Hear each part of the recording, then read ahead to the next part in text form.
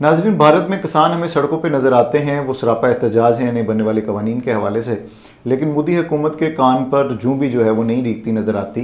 इसी पर मज़ीद बात करने के लिए सीनियर सहाफ़ी वसीम अब्बासी साहब हमारे साथ मौजूद हैं। प्रोग्राम में खुशामदीद सर, वक्त देने के लिए बहुत शुक्रिया। वसीम अब्बासी साहब, भारत में जारी जो किसानों का एहतजाज है उसे आप कैसे देखते हैं? जी, साक़ी साहब, बहुत शुक्रिया अपने प्रोग्राम में इनवाइट करने का।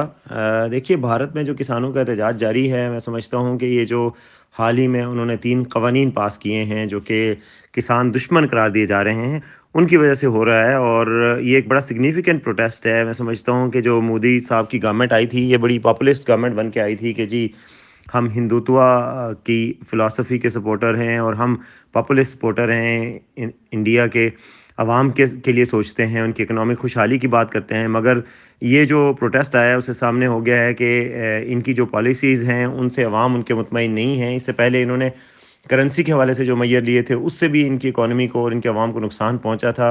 और अब जो किसानों के हवाले से जो इनकी लेजिस्लेशन हुई है, ये बिग कॉरपोरेट्स को तो फ़ायदा दे रही है, बड़ी-बड़ी कंपनियों को जो कि किसानों से ख़रीदारी करेंगे और जो सस्ते दामों जो है वो प्रोडक्ट्स ख़रीदेंगे, एग्रीकल्चर प्रोडक्ट्स और ज़रूरी जो अजनास हैं।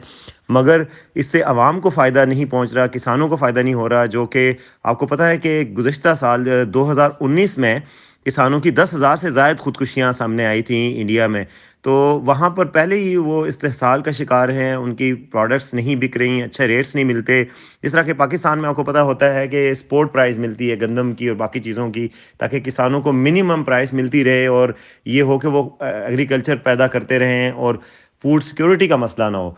लेकिन ये है कि इंडिया में जो अब नए कवानीन आए हैं, उन कवानीन के तहत ये सपोर्ट प्राइस का कल्चर ख़त्म कर दिया गया है। डायरेक्टली वो बेचेंगे, ई कॉमर्स होगी और ये सब्जियां वगैरह जो है वो एक स्टेट से दूसरी स्टेट में भी जा सकेंगी, जिसकी वजह से किसान समझते हैं कि उनके जो बिज़नेस का जो तहफ़्फ़ुज़ था, जो माली तहफ़्फ़ुज़ था और जो स्टेट की जो कुछ ज़िम्मेदारियाँ थी, वो ख़त्म हो जाएंगी और तहफ़्फ़ुज़ ख़त्म हो जाएगा।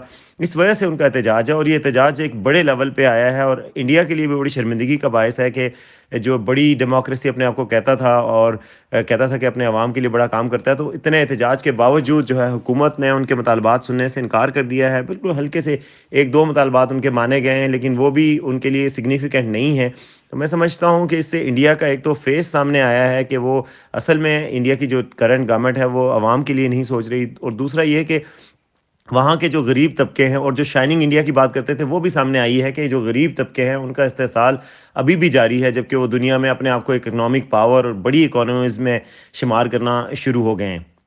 वसीम अब्बासी साहब, कहीं मोदी हुकूमत जो है वो अक़लियतों को ऐसे कवानीन की आड़ के अंदर सज़ा तो नहीं देना चाहती? जैसे सिख बरदरी बड़ी तादाद के अंदर ज़राअत के शोबे से वाबस्ता है, तो कहीं ऐसे कवानीन, काले कवानीन बनाकर वो उन्हें कमज़ोर ना करना चाहती हो? जी, साक़ी साहब, बिल्कुल जो सिख बरादरी के हवाले से बात की जाती है, ये एग्रीकल्चर के शोबे से वाबस्ता है भारतीय पंजाब में। और इंडिया में जो आपको पता ही है कि माइनॉरिटीज़ के साथ भारतीय जनता पार्टी की हुकूमत जब से आई है, वो सलूक के हवाले से पूरी दुनिया में क्रिटिसिज्म की ज़द में भी हैं। मुसलमान हों, चाहे जैन हों, चाहे सिख हों, वहाँ पर और कोई भी कम्युनिटी है जो माइनॉरिटीज़ हैं, उनके साथ सलूक के हवाले से वो क्वेश्चन में रहते हैं। और सिख बरादरी के साथ तो ख़ास तौर पर इंडियन गवर्नमेंट की टेंशन है। पिछली कांग्रेस गवर्नमेंट की भी थी और इन गवर्नमेंट की भी किसी हद तक है। और आपको पता है कि वहाँ पे खालिस्तान के हवाले से भी बात करते हैं। सिख जो है वो अपने राइट्स के लिए बात करते हैं और बड़ा ब्रूटल किस्म का ऑपरेशन भी हुआ था गोल्डन टेम्पल पे इससे पहले।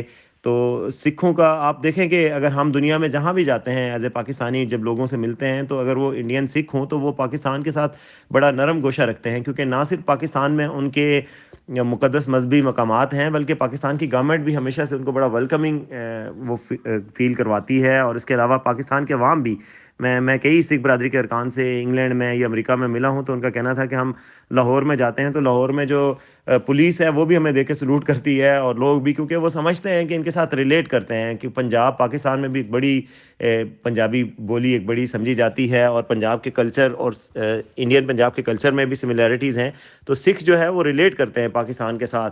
और जो पाकिस्तान ने ख़ास तौर पे जो करतारपुर कॉरिडोर खोला है, اور ان کے مقدس مقام تک ان کو رسائی دی ہے سکھ برادری کو، انڈیا میں رہنے والے یا پوری دنیا میں رہنے والے سکھوں کو، اس سے بھی پاکستان کی مقام تو سکھ برادری میں، جو کہ بڑی انفلوئنشل برادری ہے کینیڈا میں، امریکہ میں، انگلینڈ میں، ان کی نظر میں پاکستان کا مقام تو بہت بلند ہوا ہے، لیکن انڈین گورنمنٹ کے ساتھ ٹینشن میں مزید اضافہ ہوا ہے، اور انڈین گورنمنٹ کوئی موقع ایسا ہاتھ سے جانا نہیں دینا چاہتی جس میں پاکستانی گورنمنٹ کو انڈرمائن کیا جائے. جو ہمارے جیسچرز ہیں جو کہ خوشحالی کے اور خوشائن قسم کے جیسچر پاکستانی گورنمنٹ نے دیے ہیں، ان کو انڈرمائن کرنے کے لیے کوئی بھی وہ دقیقہ فروگزاشت نہیں کرتے.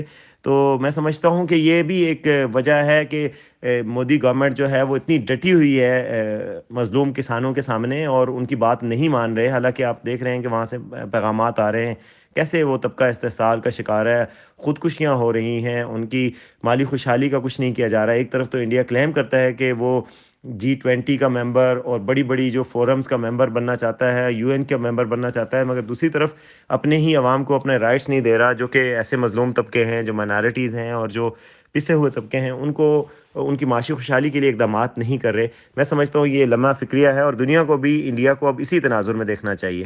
وسیم بھائی صاحب، وقت دینے کے لیے بہت شکریہ.